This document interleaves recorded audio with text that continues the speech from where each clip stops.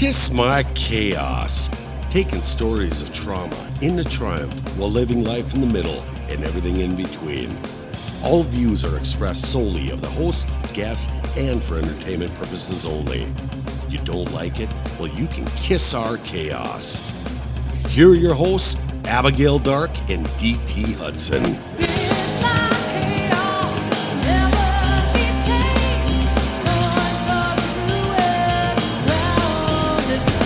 Welcome back to Kiss My Chaos. I'm Dan. I'm here with the one, the only Halloween Scream Queen, Miss Abigail Dark. This week's guest, Miss Tory Queensley. Let's get into her story. Awesome name. I made it myself, actually. You know what? I'm going to have to call my friend CJ up in Belcourt. He's got to give me a new name because it's like we got Tory, we got Abigail Dark, and Dan. Well, why don't we ask the listeners to give you a new name? I think that's a great idea. Oh, it's like the never-ending story. Dan needs a name. Dan needs a name. Be gentle. Be gentle. You do. I'm friends with Casey Hagan, and she told me that you had picked your last name. I did, yep. I was born with my, obviously, original name. And then when I had gotten married and then divorced, they told me that that was the one and only time that you can essentially pick your name without having to pay for it. And so it was actually a very pivotal thing for me. I was like, this is a whole, like, new identity, you know? Like, I don't have a name attached to my family at all other than my dad. And he's not in the picture. And so it was like, well, I'm not going to keep my married last name. So I literally created it. Why Queensley? Because Queen. But also, I really dig, like, the English, like, Kingsley type of thing. But I was like, that's a weird identity to try to identify with. Right. I'm not English, or British, I should say. And so I just kind of came up with Queensley. I had a few of them, and I kind of snowballed them with the guy I was dating at the time, and he's like, not those. So he's like, probably Queensley. Like Johnson. Yeah, that was actually my maiden name. Oh. Yeah. So you can about imagine. Yeah, not Johnson. Right, yeah. We look at where we're at right yeah. now, and it's like, well, that doesn't surprise me. Yeah. When I was going to the police academy, one of my roommate actually was native. He's from Belcourt. He's like, you guys have the whitest names here, like Annabelle Lisbon. I'm like, I know, yeah. Man, I know. But he was a Turcotte, so that's pretty common up in that area too. Yeah. Well, my fiance, it's so funny. He's native as well, and his family comes from Buffalo Boy. That's their last name, heritage. But he's a Hurley. Okay, well. It's interesting you say changing the last name because my friend went from Turcotte but he goes by Graham now. So I never asked. Whatever identity you need, right? Right. Yeah. Right. Yeah. But you can get it, yeah. It's totally fine. Yeah, and then the marriage thing, he's like, well, are you gonna take my last name? And I'm like, it's so special to me. I was like, I'll hyphenate. I was gonna say, could you hyphenate? I'll hyphenate. Just like, yeah. There's nothing wrong with a hyphenate. I think it'll be fine. Yeah. Because then, you never want to say, yeah, well, you just drop it off. So I met you, not technically met you, just a tiny bit. I got to see you at the Jeremiah program. I managed Riddle's Jewelry in Fargo, and we were, one of the donators for that. I went, the first year I ever went to that, I was just in awe. I couldn't even, I was like, man, look at these, really strong women. This is a great program. And I think that's what drew me to you. There were speakers in the past, but for some reason, I'm like, I like this girl because you were sassy and just spunky. And I love that about someone, that you were just like, I'm going to tell it as it is with emotion. And I could tell up there you were, in your head trying really hard to be like, okay, I got to keep my composure. I got to keep going through this. But also reliving it in the moment. So anybody that has not seen her YouTube speech, I would highly recommend going and watching it. But I think for us, let's kind of start maybe from the beginning, and we'll kind of let you tell your story, and we'll have some questions as we go in between there. But where does it all start for you? So, facets of my life, are really, I have this version, these roles, right, that I play. I shouldn't say play, that I have, and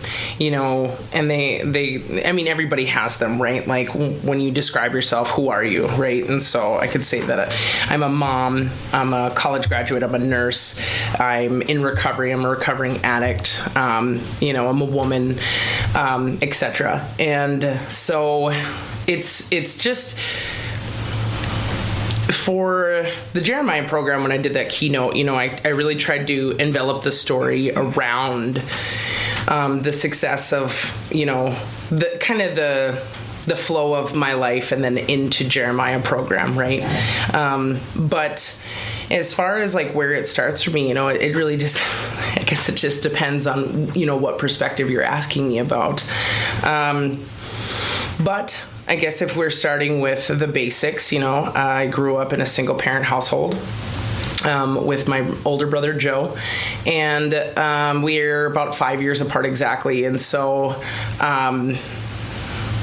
it was tough as a child, not necessarily feeling like there was a lot of support, right? He was my older brother. We were, so many years apart.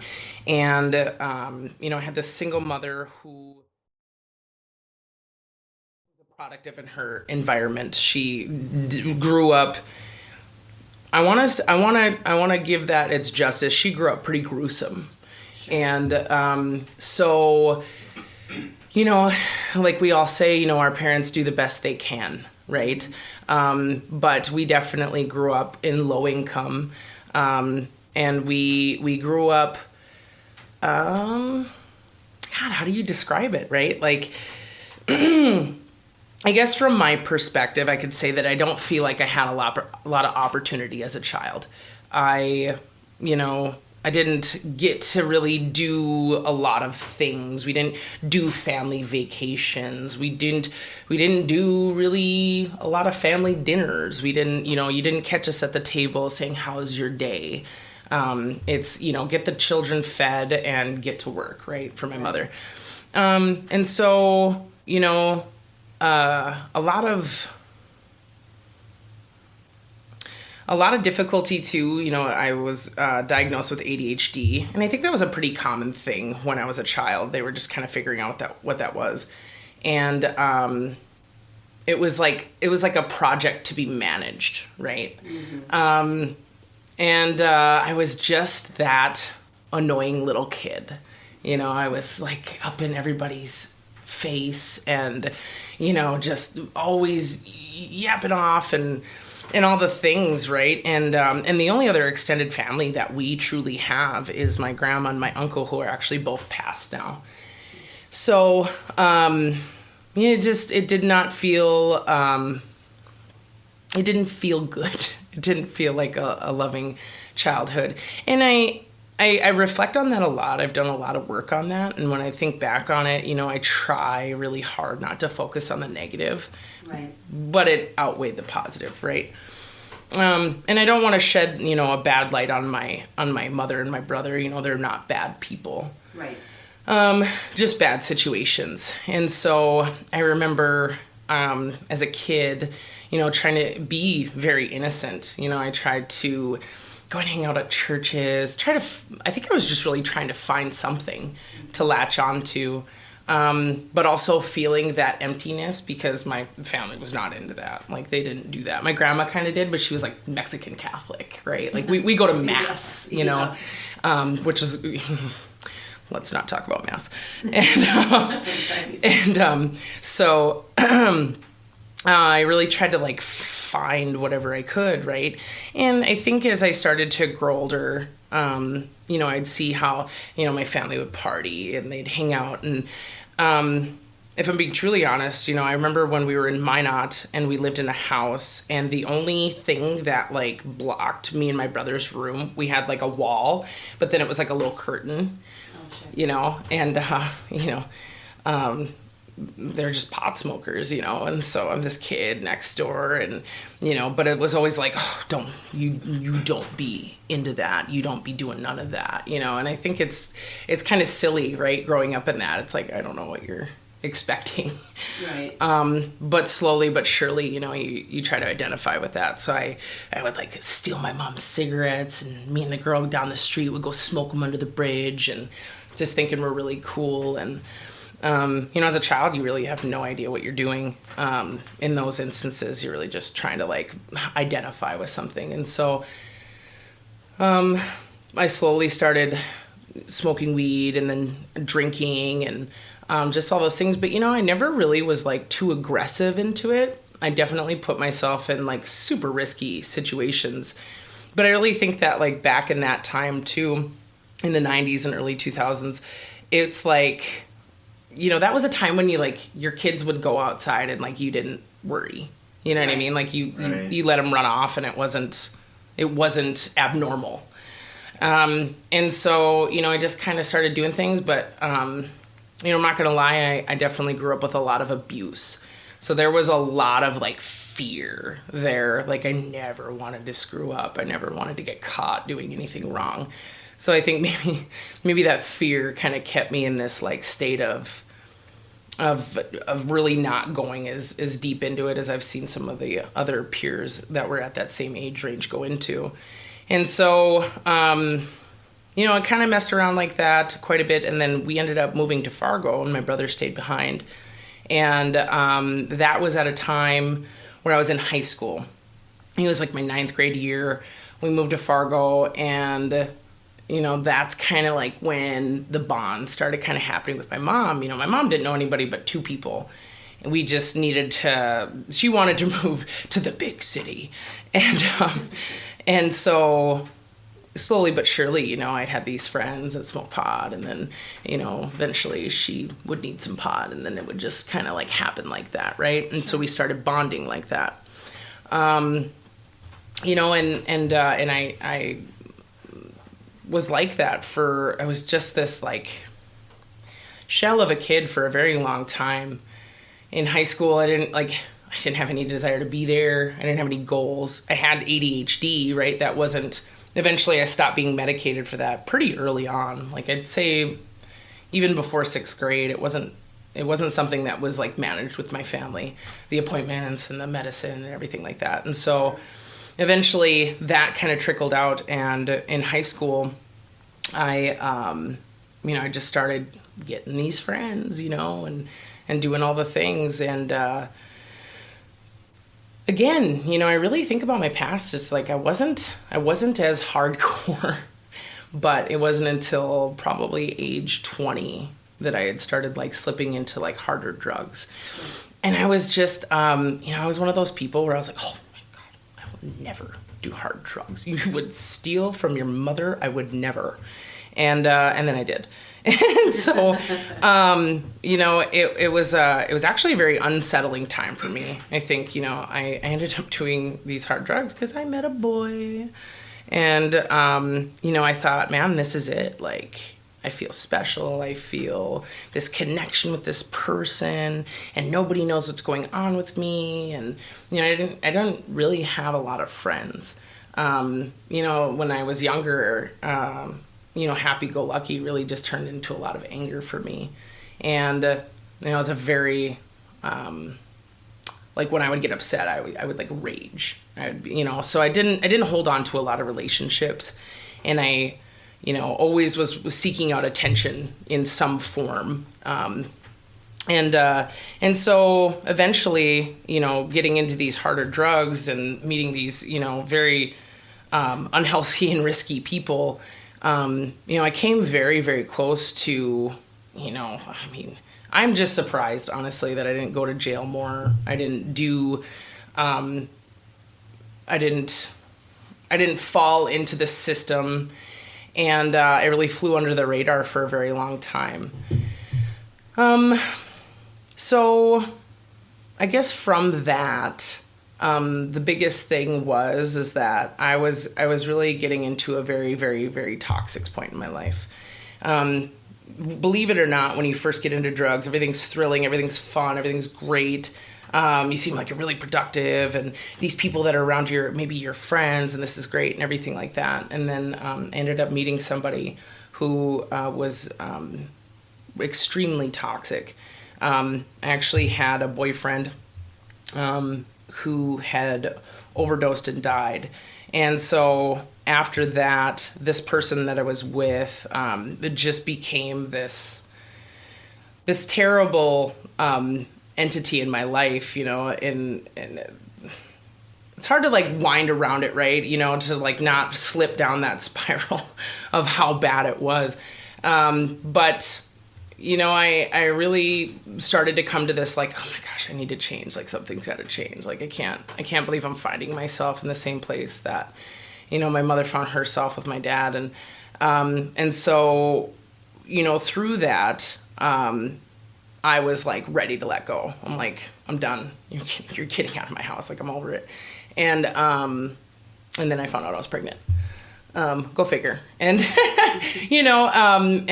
it was one of those times where I was like, man, I grew up in a single parent household. I really want this to work. And, toxic narcissist is going to tell you, oh, this is going to work. I'm here for it and everything like that. And then, of course, the progression of it just continued and continued and continued.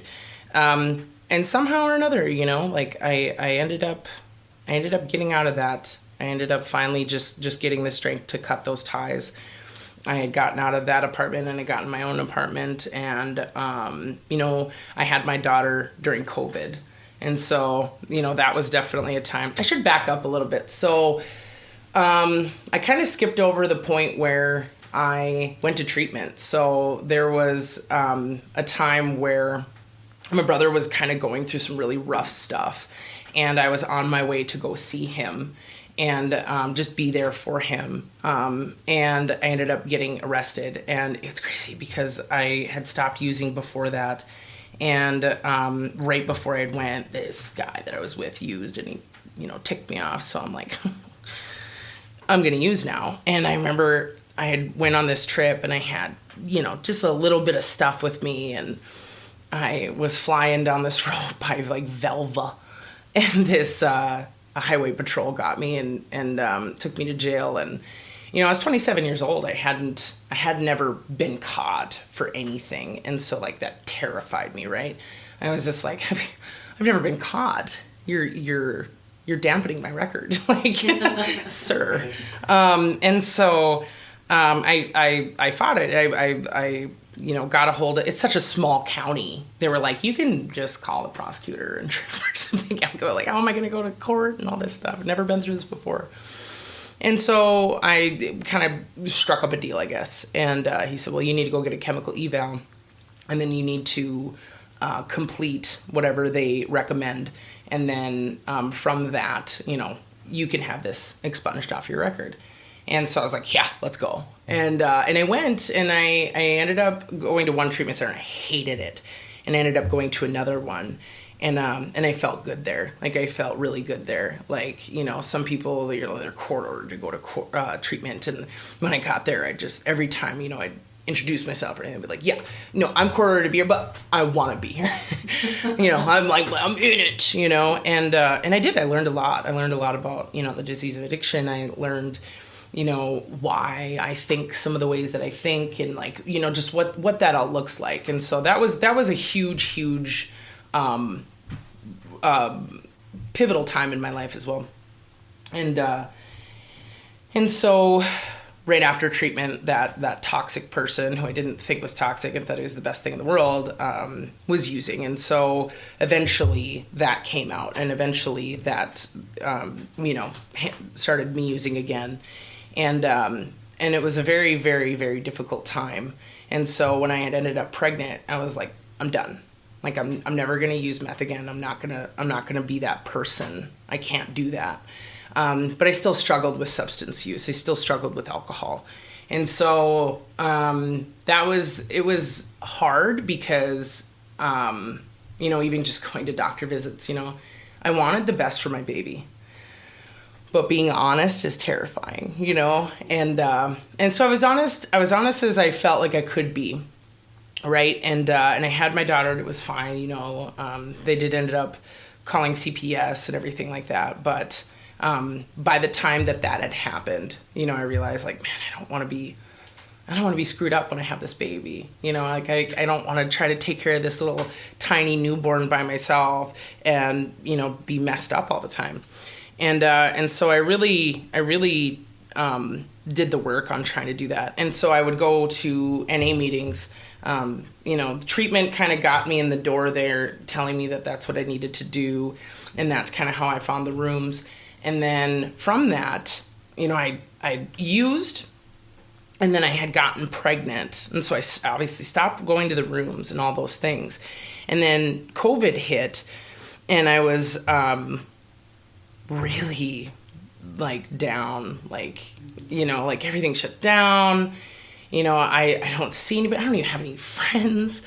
I mean, even the people that I used with just weren't in my life because I just was not close with anybody. And so I kind of was like, oh, yeah, I used to do this thing where I would go to these places and there was like-minded people. And so I would go there, and I think for like 2 years straight, I went to these meetings and I didn't really talk to anybody, but I would like complain about how I don't have friends. And then I would leave right away. And eventually I think I kept going long enough where people were like, well, then why don't you just come hang out? Right. Well, then why don't you make a connection? And so that's a huge part of my life today. Fast forwarding from that, I worked at Concordia College and I was a custodian there.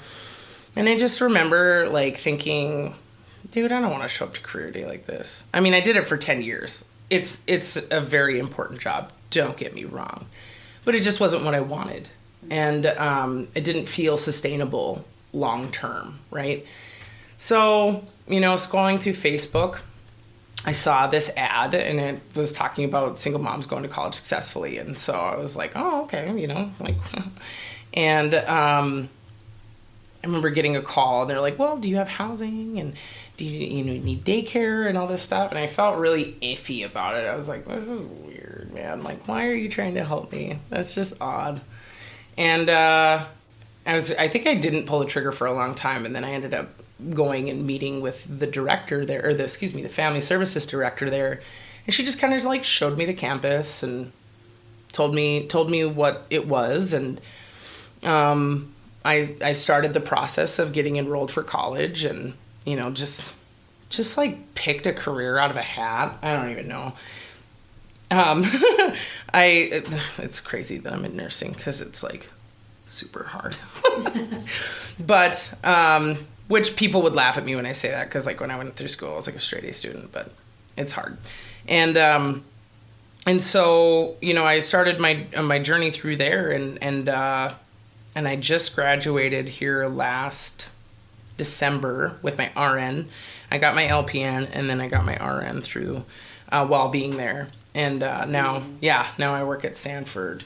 And so, I don't know, that would seem like a very clumped up version of like, you know, all the things. It makes sense though, because from where you started from the beginning to the end, I think we could sum it up and say that connections save your life. So it's funny that you say that. I just went to this women's retreat, right? And, you know, I've been doing a lot of things with my life and working very, very hard. And really, truly, like, recovery got me where I'm at. Like, if I didn't have the rooms of NA, if I didn't have my support system, my recovery system, my program, I really wouldn't be here. Like, I just wouldn't. It's not possible. If I didn't practice those things today, I would lose everything that I've worked for. And so I said it in my speech, and it's something that I struggle with, is like, you know, I really connected my connections to my worth. And that was what made me feel like I was like, you know, somebody. The more people that I knew, the more people that knew me, I should say, the better I felt about myself. And so when I get disconnected from my recovery, like I said, I just got this nursing career, now, and again, skipped over a part. I'm engaged right now, and we just moved in together in March, and we together have 3 kids. And so it's different, and it's just brand new. I mean, I should say brand new. We've been together for a while, but like managing a blended family, and now I'm not only a parent to this little girl, but now it's 2 boys, and like 3 of them, they all grow 8 heads every day.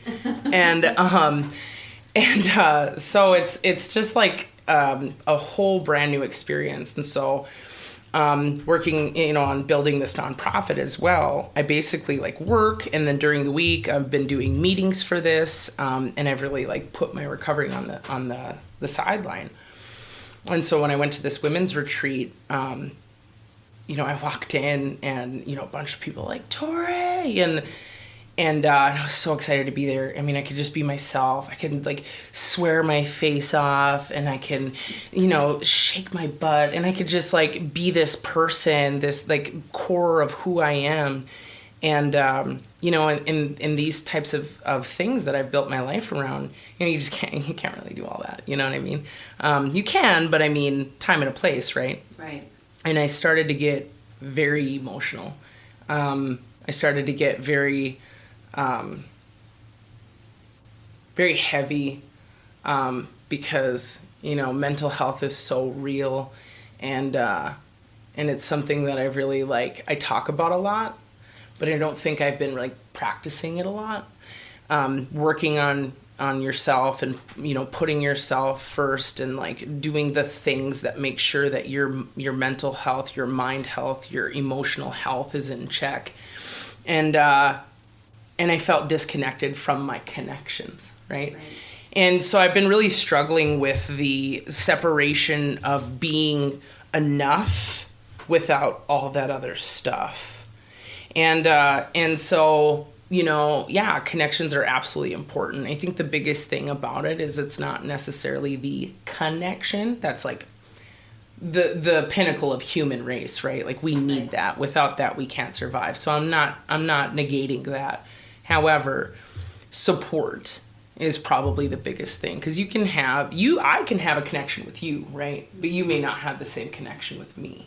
Right. And if I don't have my soul in check, that can really deteriorate me quick. Right. And so, I mean, that's something that has kind of been the theme right now. Like at the retreat, it was grow through what you go through. And I was like, that's so heavy. It's good though, because you have other people of similar situation and like-minded people. It's not a surprise that you were able to take the face off. In work, you work at Sanford, you deal with, you're in the recovery and psychiatric part of Sanford, which is also very heavy. With not only are you dealing with your emotions, you're helping other people with their emotions, which, I think is very admirable that you took that role. But, having to have that strong sense of self to be able to deflect that is hard. So that it brings me to a question of, we in society we hear a lot about, there's quite a few people that can recover from addiction, which is amazing.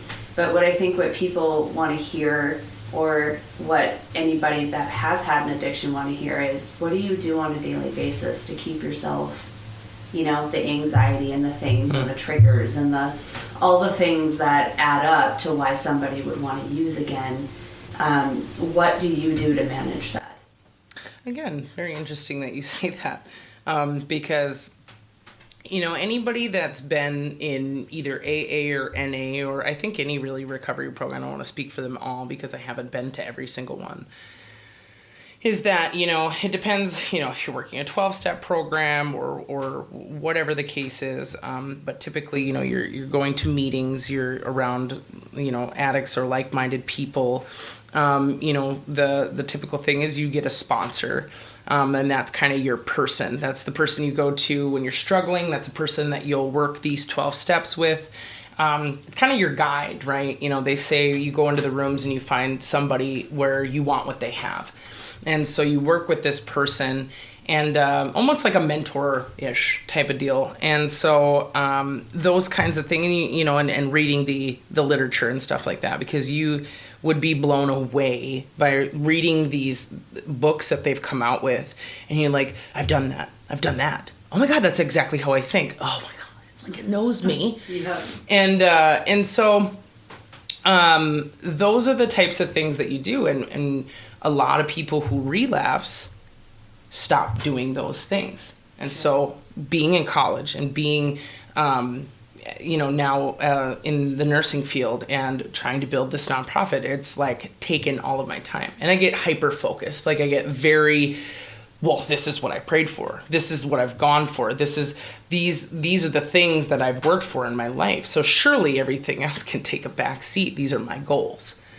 But yeah, that's why I think when I went to this retreat, you know, I was sitting there and I was going, wow,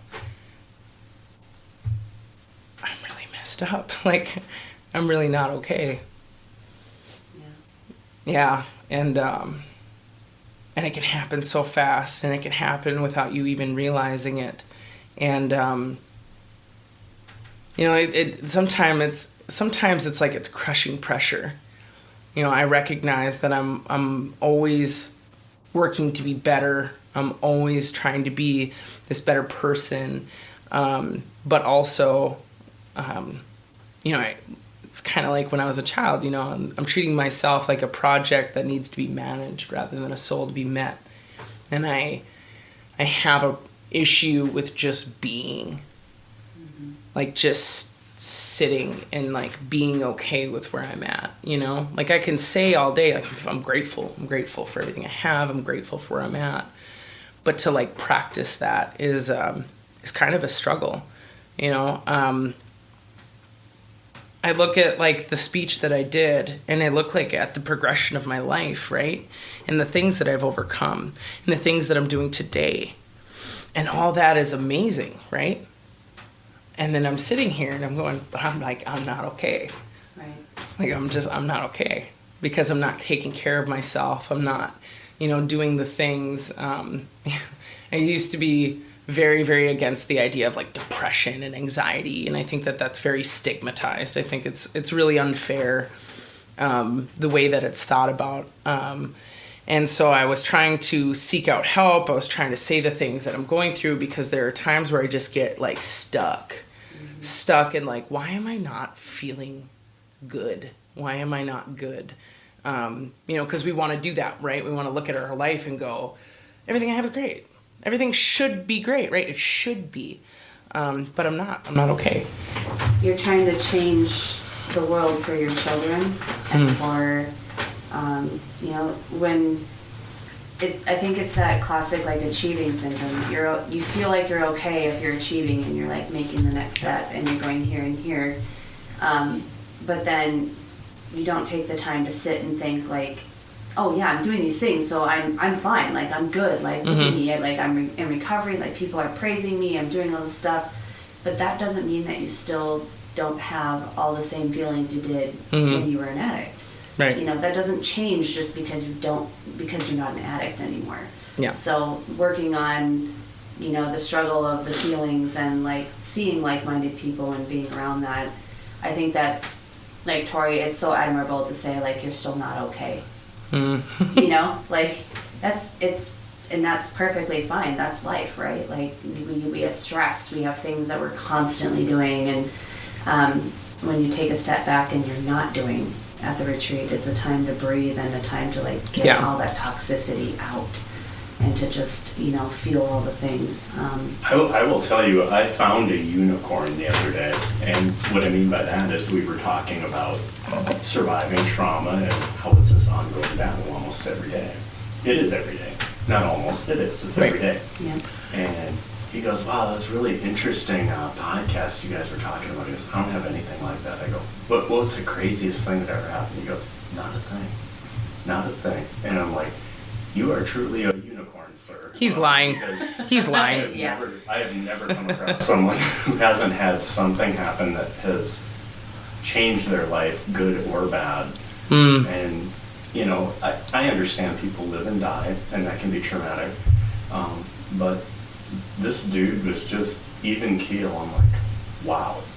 He's an alien. I don't know. You're not from And here. good on Are him. you a person? Yeah. But I would challenge anyone to really, and if he really did reflect back, he could probably find something, not that he needs to. But, Right. Right. How Come far on. have you digged Yeah. into your I was just psyche gonna to say, get this out? dig deep, man. Pretty soon there's a There's book something being there. published. Yeah. It's like, wait a minute. But yes, you know what? If people don't understand this, my future daughter-in-law is a nurse, and that school is hard. That is hard stuff, and you have to be committed. And bless the nurses. I mean, nurses run the show. They really do, and they've saved so many lives, and they continue to do it. And I don't know. I was a cop. Cops and nurses get along real well, weirdly sometimes. Pretty much. Yeah. Pretty much. But good on you for that, because focusing on a career like that, to me, just the synopsis of the first part of your life and where you're at now, you are truly the epitome of a caregiver for all. So my question on that is, do you ever find that there's a different level of responsibility now with your story and coming out boldly saying, hey, this is what happened to me, this is what worked for me? Do you have people that reach out to you? Oh, yeah. People always want to know, like, what's the secret sauce, right? Like, what got you through, right? I want to know too. Well, and I think that's just what's interesting, right? Like, I think you're just a strong person. I was just gonna say, you know, God, it's like a make or break, right? Like, you have to make the decision. I remember, you know, in recovery too, like a big thing too is like, when you come in, you're like, oh, I'm doing it to get my kids back, or I'm doing it for this, or I'm doing it for that, or you know, my husband really needs me to be clean, whatever the case is, right? And I used to kind of scoff at that. I used to get like really like, oh my God, you gotta do it for yourself, you know? Because like when I went into recovery, I didn't have any of that. I didn't have no family that was like, you need to get clean. I didn't have no kids, nothing. It was just a pure sense of desperation, right? And so now when people come in, you know, I would like have this like, and I remember a very, very good friend of mine was sponsoring, and he was just like, I don't give a shit why they're here. If it's for your kids, fine. Whatever. Eventually it changes. Eventually it's got to be for you, because you're going to get your kids back. They are going to come back in your life. Whatever you're going for is going to happen eventually if you're in recovery. If you're working towards these things, it's going to happen in whatever form it manages to happen, right? But then that's funny, because that's kind of like when the real work begins, right? When you don't have these goals or these barriers or these things that you're hyper focused on, and you peel back all these layers, then it's just you, right? And so that is also kind of the thing, right? So I've been trying to identify like what it is that's going on with me, right? And of course the free clinician, man, was like, oh, you're depressed, let's get you on some meds. And I was like, all right, you know, I can't, if what I'm doing is not working, then let's give it a shot, right? And so I did that, and I had the worst dreams I've ever had in my entire life. And I'm talking like traumatic dreams that messed me up for weeks. Things that were just like, oh, okay. And so I was like, I am not taking those. Right. And so I kind of lost where I was going with this. But, you know, when I started to identify like going through all these things and whatever, I remember talking to my sponsor, and she goes, well, I think now is probably a good time for you to like get into therapy, right? I think now is a good time for you to like try to start, you know, digging in. And you're like, yes, you've been doing great things, but I think now is your body's telling you this is you to start working on yourself again. And it's tough, right? You know, like, again, you have this lifestyle. You have the house, you have the partner, you have the kids, you have all these things. Like, parenting is a huge thing for me. Growing up the way that I did, it's very, very hard not to regress into the ways that I was raised, right? So hard. I have a red-headed Gemini daughter, okay? I don't think you understand. Feel her spark. Oh my God. Just like, you know, of course I have this strong-willed, heavy-headed girl, right? Or I should say heavy-headed, but, you know, hard-headed. Excuse me. You know, and just, you know, I know every parent goes through that. Just like, oh my God, you're my mirror. But trying to teach her the values that I so desperately want to incorporate into her: respect, strength, independence, kindness, you know, that compassion, you know, being sensitive, but also don't let people walk all over you. You know what I mean? Like, be a friend, but don't be a doormat. And, you know, go through life knowing that you're enough. All those things. And then the fact that they're just a 5-year-old kid. And sometimes they're like, F off, you know? And you're just like, I'm sorry. You came out of whose body? And they're like, what? All those things you said, I'm so surprised you're a nurse. I'm sorry. That's like every nurse. You've just described attributes. All these attributes. And that's why it's amazing to me. Well, thank you. I think every parent feels they're failing all the time. Oh my gosh. You know, like, you see yourself in your kid. You know, like, if you have a bad moment or a bad night, like even myself, where, you know, I had a bad day at work, I come home, I'm agitated, I'm overstimulated, and, you know, I'm, you know, probably have my voice louder than I need to be, and then the kid's just, you know, being himself, you know, just boisterous and loud and doing all the things that I have instilled in him to be independent and loud and like, speak his mind, just not to me. Yeah. You know? Like, I'm so loud. You just described my last Friday. Yeah. Because Dan over here with the boring name was the biggest ass on Friday. And my wife has been with me for 26 years now. And she understands. It took a long time. But she gave me a day. Let me sleep it off. And yeah, it's interesting you brought up dreams. Because I don't think people understand how a nightmare or a dream can affect you for months. It can. For me, it would replay in my head over and over. It'd affect me all day. I'd be tired every day. I know you would not really want to go to sleep, because if it's not the same dream, it's one equally as horrible. Right. And again, it just continues to affect you. There's some really cool treatments they've actually developed in Minneapolis for nightmares for veterans. And they say it's in the upper 90s effective percent-wise. Don't know the details on it. I think that's cool. I don't have nightmares. I don't remember any dreams. I don't remember what I did yesterday most days. Let alone when I sleep, right? Yeah. Right. I have one recurring one, and it's so screwed up. I've had it my whole life. And when it's like my weird stress dream, I wake up. It's probably why I love like zombies and horror movies so much. Like, probably why it's my favorite genre. But the fear of like disease and being alone, I think, is like one of my biggest fears, which is so odd. But like, I woke up in the morning in my dream, and like, I find out that like the apocalypse is here, and then somewhere in the dream I can't reach my family. Like, I can't get to them, and I'm like stuck in this position. And I'm like, first of all, like, I love horror and I love all of that, but I would be the first person to die in an apocalypse, because like, I have no skills outside of like modern conveniences. You're running into the tool shed with all the chainsaws. So I need friends that like know how to do shit. Like, oh my gosh. Cause like, I don't like. I could tell you like how like I can beat the crap out of zombies. Like, I'm good at that. Like, I have a lot of pent up rage and anger, so I feel like I'm pretty good there. But as far as, but yeah, this dream, and I wake up and I'm just a ball of sweat. Like, I'm just like sick. And most people that know me probably think like I'm super independent. Like, you know, like, I don't need anybody. I can do all these things. But like, deep down, that is like a really crazy fear. And sometimes I feel like when your anxiety peaks, that recurring dream of mine would always come back. Yeah, I have very bad dreams about my kids.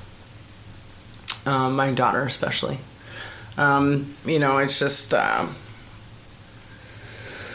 it's that thing where it's like, you can only do what you can do. You know what I mean? And she's going to live her life. So, it's interesting, right? Like, my fiance's I shouldn't say into, he is Native American. So he's very cultural. And we've really adopted that and really brought that into our lives. And so recently we had a naming ceremony, and my daughter's Indian name is hides herself in the rain. And when they told me that and they started to explain, they were like, she's going to go through some stuff in her life. And I was just a water gates. I was like, oh my God. Because I know that to be true. I should finish it. She'll find peace in the rain. And so I know that to be true, but it is an irrational fear of mine. The fear of not having control. Oh my God. Talk about control, man. We would be here all night. Yep. That is an issue. But working on it. But also, with it's just that, she's a little girl, right? And you can't live their life for them, right? But I think it's I think the biggest fear is it's not necessarily the choices that she might make for herself. It's the ones that she doesn't have the control to make, right? Like somebody like making that decision for her, taking something from her, or doing something to her, or something like that happening. And then again, it's just like one of those things. It's just like you could never possibly. And I know, like, I'm sure I'm not the only parent ever to think that, right. But it's so much so that it haunts my dreams. And so, those, for whatever reason, those anxieties manifest. I think that, those are like the one things in the world, my children are the one things in the world that, like everything else, does it really matter, right? Like if they're not okay, what else matters, right? Like, I mean, not that I'm just living for them, but that's the most important thing to me ever. And so, that crippling fear happens from that. I get very, like I said, yeah, that's just like, what is my mind doing to me right now? I already have these fears. Why are you manifesting in my dreams? Ugh. And so, combating those things is just like, trying to go back to like what you were asking with the secret sauce, it's just like trying to have this sense of self that is, the best possible thing you could possibly ever do for your kids is just like be the best that you can be. Mm-hmm. You know what I mean? To show them that they are capable and that they're okay, and that, and that I'll always be there for them, right? Like I'll always be that support for them. Because I won't lie, like when I was a child, I did not have that. I know that my kids feel loved and they feel supported. And, but like you said, it just never quite feels enough, right? And I don't know what could possibly ever tell me like, no, you're there's nothing that'll ever tell you that you're doing enough, right? It's just something that you have to accept about yourself. And, what's really, really interesting is I did this, I was on TikTok and I saw this picture of this girl like ugly crying. And it had this like, this title on it that said, I put this thing into Chat GPT. Tell you what, Chat GPT can be a therapist. It's a thing. Yeah. And it's a very, very long deal, but it's basically like, I want you to, I'm going to have you ask me 10 reflective questions, and I want your feedback, and I want you to, I gotta look it up because I always butcher it. It's like really in depth. It's like Chat GPT ask me questions, reflective questions about myself, and kind of like peel back these layers, identify 10 negative loops, 10 positive loops, and then talk to me as my higher self, et cetera, et cetera. It's a whole thing. If you want to find it on TikTok, just Chat GPT therapist. And so I did that. And, when you're talking to like a computer, it's like different. You know what I mean? You're like, you can just say like whatever you want. Because then you don't have this person going, well, you're just like, no, this is what's up. And And so I did that, and there were like one of the first things that I actually wrote it down in an email to myself because I was like, I need to reread this like all the time. Is that I'm a very critical person of myself. Like, you know, I have this issue with not being enough because I continue to like raise the bar, right? And so there was a line in there that said perfectionism disguised as self-improvement. And I was like, okay, ChatGPT, calm down. Right? And settle down, ChatGPT. Yeah, sir. I wanted you to like, you know, no. And there were just a lot of other things in there, you know. But that is definitely a thing, right? Like, I think like I need to do this and I need to do it right, and it needs to be great, and it needs to like, you know, it's got to like impact people. It's got to make people cry. Like, I got to like, you know, I got to get my pats on the back. I got to make sure that I'm like, you know, like I need to know that I'm doing good. Right. And so through that, I really realized that like, that's so much more harmful than good. But it's a hard thing to accept when you're in the thick of it, right? Yeah. It is, but they're chapters. These are chapters. This isn't the whole story yet. And going back to saying, hey, you're talking about family. It's like, I didn't have that. But by God, you created it, didn't you? You 100% created it. And from the lessons learned, that's strength. That's courage. I mean, that by definition is strength and courage, because it can go the other way twice as fast. And to get back, the further that goes, some people don't. Yeah. And you did. And that's awesome. That to me is, the other thing I wanted to say is 29 here in law enforcement, this is special to me. And I'll tell you why. And I don't know if you've ever had a cop tell you this, but oftentimes we come across many people with many different addictions, many mental illnesses, and we never get to see what happens. And it's rare that I get to sit across the table from someone and see this closure. You didn't arrest me, did you? No. No. It's like a big reveal. How do you spell your last name? Yeah, right. What's your social security number? No, it's always been important to me. Maybe I'm different than other people that have been doing it for so long.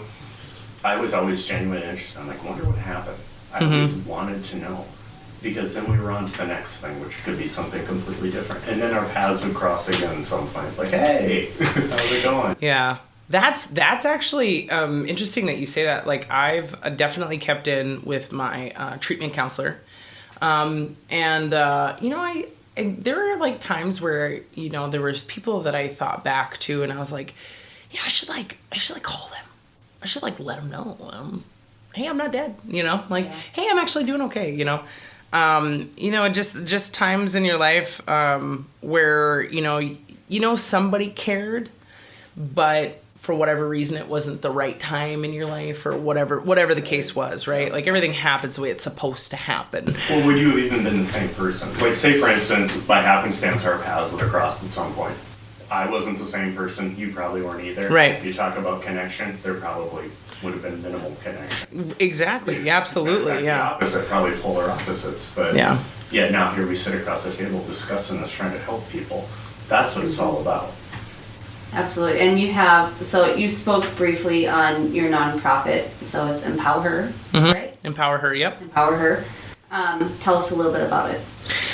So me and another Jeremiah program alumni mom, who we used to be neighbors, she used to live above me, and you know, when we were at Summit one year, we were at their competition called Spark Tank, where women who own businesses or have businesses or even a business idea go and pitch in a competition. And so if you make it so far, you know, obviously win or get an award or whatever.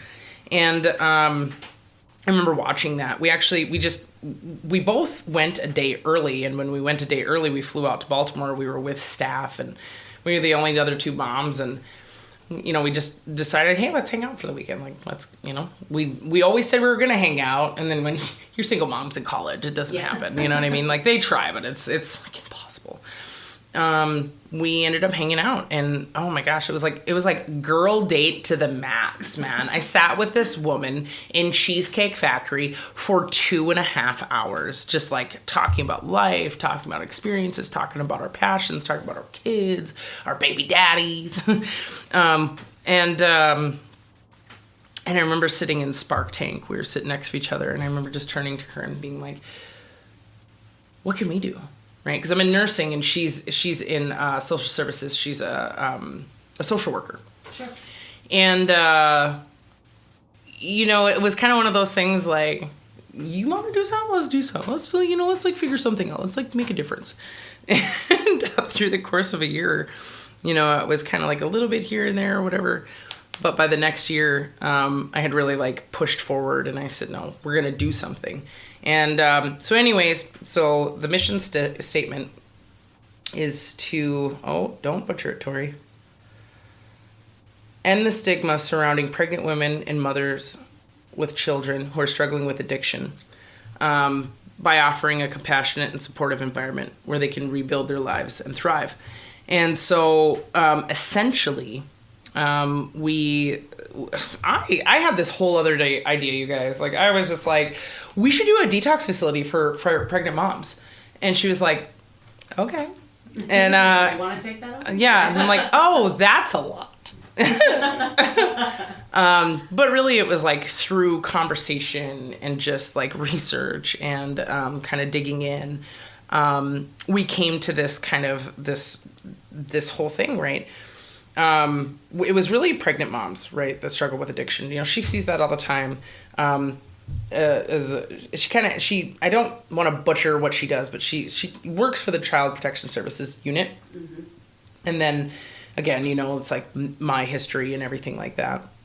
That was the focus. Through conversations with certain treatment centers, we found out or realized that women who have children can't be housed on the treatment facility grounds because, their children can't be housed there. And I just remember sitting in that meeting and going, are you kidding me? Yeah. Like, that's wild. And so, I just think about the process of like, man, you finally like admit that you need help. You finally get to this point.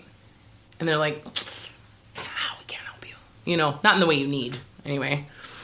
And so I was really like hyper fixated on that. I was like, that needs to be a thing. Like that's it. That's the ticket.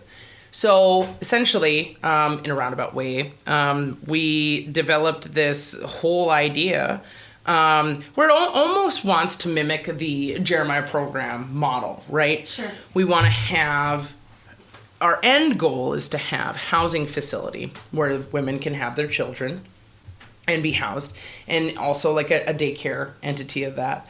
And then we also want to do like that case management, peer support piece of it, offering access to resources and, goal setting, all those kinds of things, right? The start of it, what we're working on right now is establishing support groups. So that's going to be kind of the pinnacle of like how it starts, right?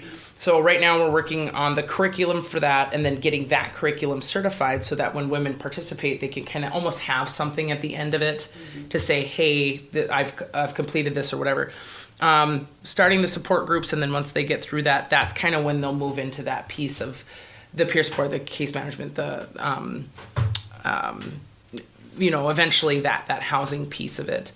And so me and her have been working on this for the last year and a half, and really made a lot of progress. We did go to Spark Tank with that business pitch, and we ended up winning that. So I think it's amazing. Like, I'm looking at it from like a different perspective. Like, you're talking about how the moms are going there to get treatment, but what you're providing is treatment for the children that have seen their parents use and doing all the things where the other children together in that same situation can be each other's support, like you had when you went to the retreat. So yeah, you're providing that for the children and for the parents, and I think that's huge.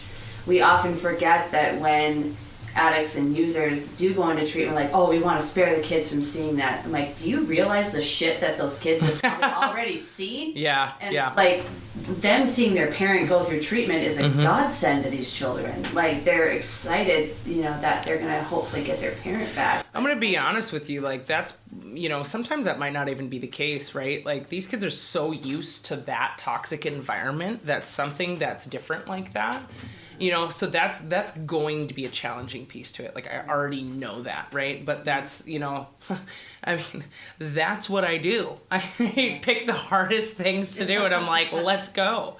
But you guys are investing in your fellow humans. I mean, if you can't invest in your fellow humans, what's there worth investing in? Right. And not only just, it's generational with children. Exactly. I mean, this is how, in my opinion, this is how you fix things. Right. You take the time. And I'm not just talking investment. I'm talking time. I'm talking emotion and heart.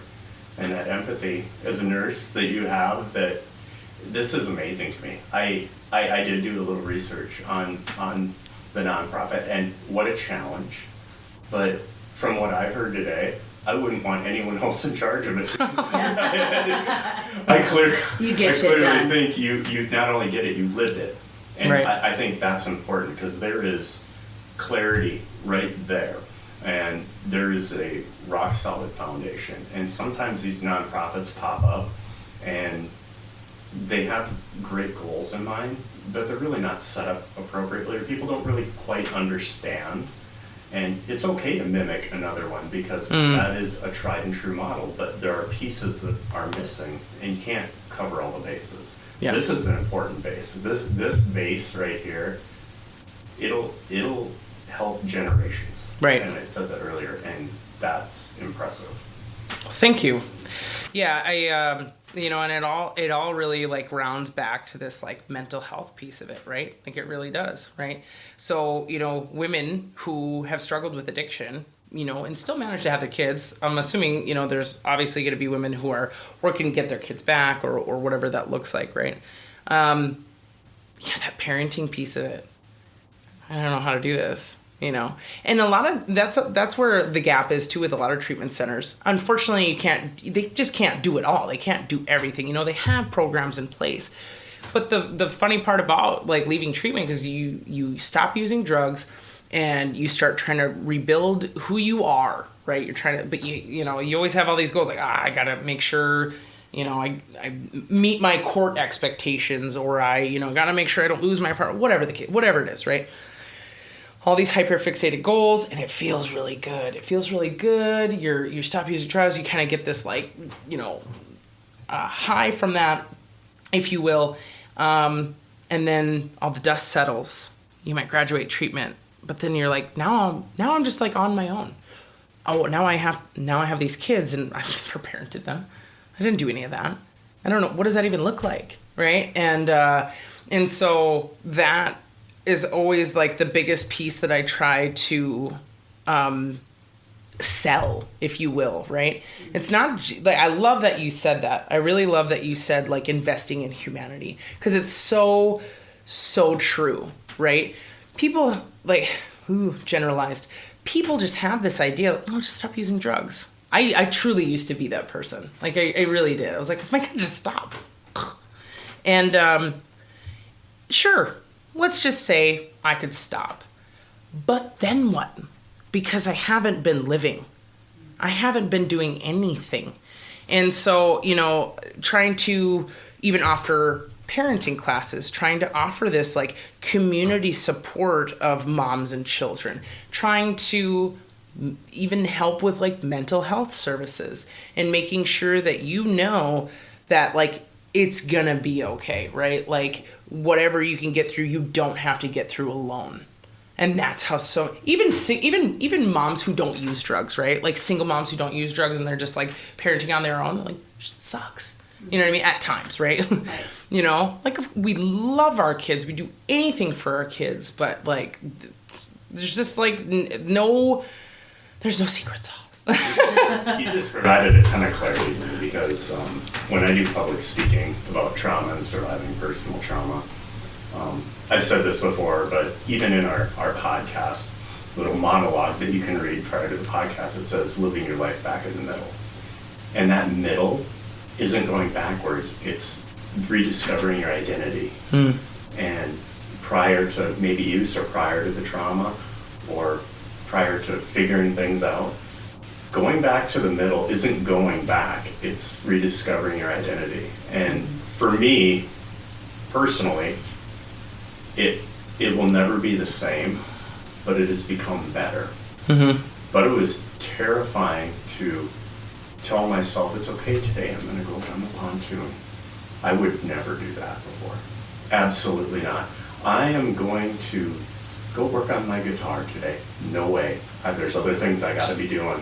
And it took a long, long time. And I always use the analogy of Christmas time, receiving Christmas gifts. It was torture for me. I loved watching the kids open Christmas presents. If someone handed one to me, I didn't know how to respond. I don't. Just don't. You know? And you become a downer. Right? You shouldn't have. No, seriously, you shouldn't have. I kind of get that. There's a very, and you can correct me if I'm wrong, but there's a similarity there. It's like, here you are in treatment, and okay, now I've successfully completed this. This was hard. This is amazing. Now what? Now I have to rediscover myself. Who am I? It's hard Still for not people there. to do, you know, like you had talked about that achieving syndrome. Do you know anybody like that? Oh, I don't know. My friends laughed at me because last night we went out for dinner and, you know, I was talking about, oh yeah, like this going on, I have this going on, and then I'm throwing this big Halloween bash and I'm doing this, and then she's like, so you're not busy? I'm like, no, it's been okay. You know, this is fine. This is normal. So prior, I was in therapy, and she, you know, she's like, oh yeah, you got everything figured out. She goes, so like your homework this week is to get a notebook and sit down and like write your thoughts out. So I'm like, okay, I'm gonna do this. I had a day off. It's Monday. It's an afternoon. I was like, no, I'm just gonna sit and I'm gonna write this. And I'm sitting there and I'm like, just like you would on a computer screen, ... right? And I'm sitting there, I'm like, okay, well, I'm like, well, I'm gonna go get some water. So I go grab some water and I sit down. I'm like, no, this isn't right. I don't have the right pen. So then I'm going, I gotta go find the pen. So now I'm in a drawer, so I had to rearrange the drawer. And after I got done with You the have drawer, ADD too. I do. I'm Yay. terrible. I'm diagnosed, and I'm just living my life ADHD wonderful. Abigail Dirk is fixated on her drawer. I have It's a real drawers, thing. so look it up. But so I sat down, and what I did is I wrote, I hate the color of my living room. So guess what I did? I went out to search for a new color for my living room. And so I had this like plan. I'm like, okay, I'm gonna paint my living room. And you'll notice like in my living room when you walk in, there's like black splash of paint. Like that was me trying to figure out the color. So I got to hyper fixate on that for like the remainder of the day. So like the overachieving thing, sometimes I feel like, you know, when you stop, you feel the emotions and like the dust settles. You're like, you focus on your worth with your achievements as opposed to just being and just like understanding that like if I didn't achieve shit for the rest of my life, the people around me would still love me for who I am. 100%. 100%. And that's a hard thing to swallow. Oh, But man. it's also the truth. Right. And you know what they call that? They call that love. Oh, Dan, yes, we all know. No, you do.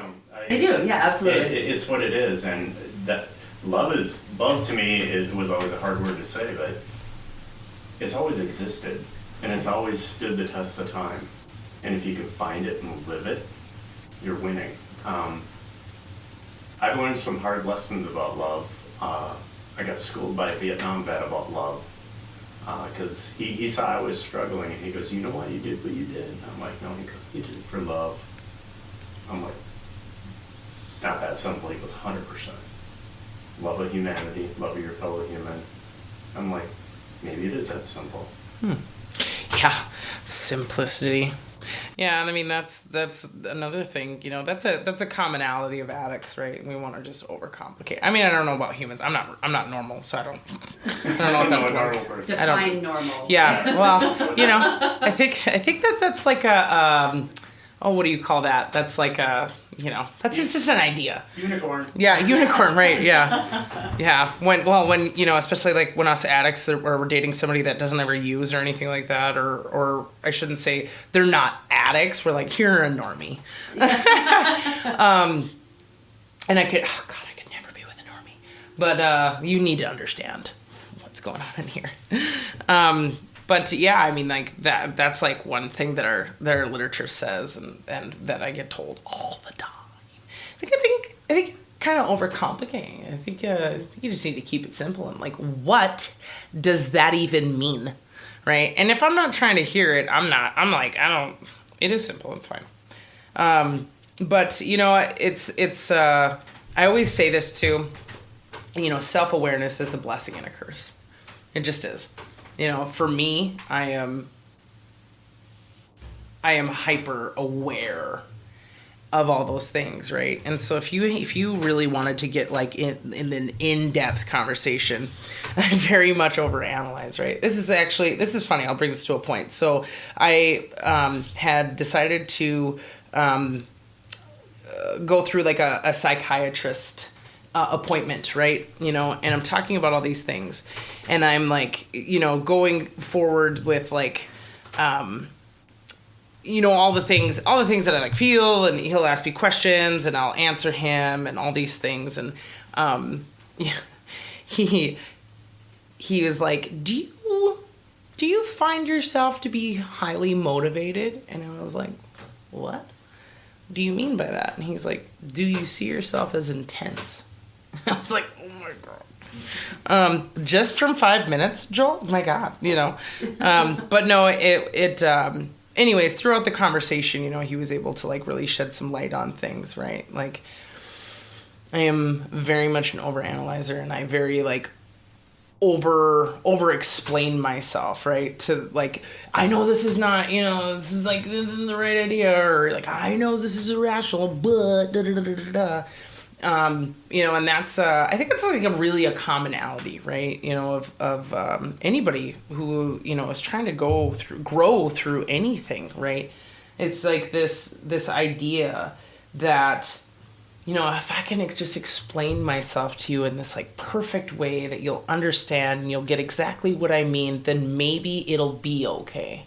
Like maybe I'll be able to just like, feel this, which never happens, right? Like, you're not me. You're never going to be in my head. You're never going to understand like exactly the feelings that I'm feeling and all that stuff. And so, trying to just be accepting of that, right? Like that it's never just going to be perfect, right? Like you're never going to land on this like perfectly level spot in the earth where you're like, this is right?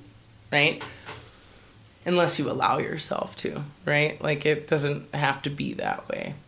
Last week we interviewed Mariah Prussia, and I missed a huge part during this interview. And when I edit these podcasts, I listen to it over and over and over and cut out all my coughs and burps and stuff like that. Thank God, right? Someone very close to me reached out and said, I really took something away from that.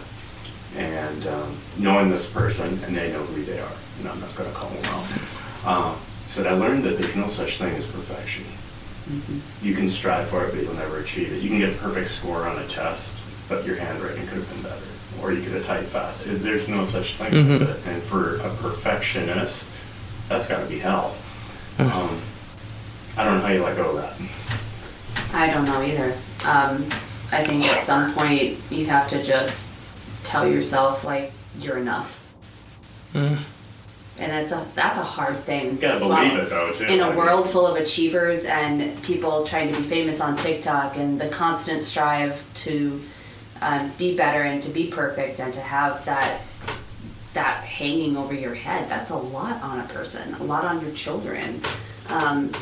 We strive to not make our children as screwed up as we are, and we do all these things, but we expect you need to do this so you don't end up here. Like that control factor. So how we navigate through the world. But as we wrap up here, Tory, I know this is going to be like a huge thing to put through your brain and a huge question. But if you know of anybody or could give advice to somebody who is currently struggling in any aspect of their addiction, whether it's the beginning, the middle, and there never really is an end, what do you think you could say? That got me really choked up. Sorry. Totally understand. Take your time. There was a time when I was married that we would use, and I remember the exact moment. I remember sitting in my apartment and all this chaos going on around me. And I remember thinking, how could I ever possibly stop? Like, the one person I care about, they're not going to stop, right? And I don't care enough about myself to stop. So how could I possibly stop? And I never, ever, ever knew anything about NA. Like, I never even knew that had existed, right? And, things always come into your life the way that they're supposed to come in. And it's a harsh reality, and I think people in addiction really, really struggle with this. You just don't have to do it alone. You just don't. And that part, that saved my life, the reminder of that all the time. Because when I entered those rooms, the love that was there, and it was awkward, and it was weird, and it was fascinating, and it was amazing, but it was also something that I really had to work at. But the reprieve, the fucking exhale that you get when you're there, that's the biggest high that you could ever achieve. And it's so difficult to accept as a recovering addict and as a parent and as a woman and as, a human being, that some people will just never experience that. That you will live your life in so much pain. But, somebody said something to me the other day when I was, this weekend when I was going through it. And it was, when the pain is greater, how does it go? When the pain of staying the same is greater than, I'll have to look it up. When the pain of staying the same is greater than changing, that's when it happens. It's that desperation. And you don't have to get there. You don't have to be desperate. And you don't have to be perfect. Exactly. I think that's the big key. I have chills, actually. My little tattoos here, the smokes are there, and it's not because I'm cold. That hit. You don't have to do it alone. I think that is the key takeaway from all of it. And you don't have to be perfect while doing it either. So, Tory, thank you for sharing your story with us. Extremely moving. I'm crying. Like, my eyes are like just seeing it come through you and how passionate you are. We really thank you for being here today. Yes, thank you very much. And we'll talk to our world-class IT department, Abby. We'll try and get that link of your speech up there. Yeah. And, any information about the nonprofit that you guys are working. So I would love that. Yeah. And we want to make sure people know about that. Yeah, I put my heart and soul in that speech. So it's definitely, I was hesitant for it to be up, but then I pulled that trigger. I said, why not? Why wouldn't it be something that people need to hear, right? It is. It moved strangers. It moved us, right? Right. So, exactly. And here we are. Excellent connection. Yes. Well done. Thank you. Thank you. You've been listening to the Kiss My Chaos podcast. Stay tuned for our next episode, where we speak with some of the most intriguing people about their journey from trauma to triumph. If you find yourself in mental crisis, please seek professional medical help immediately.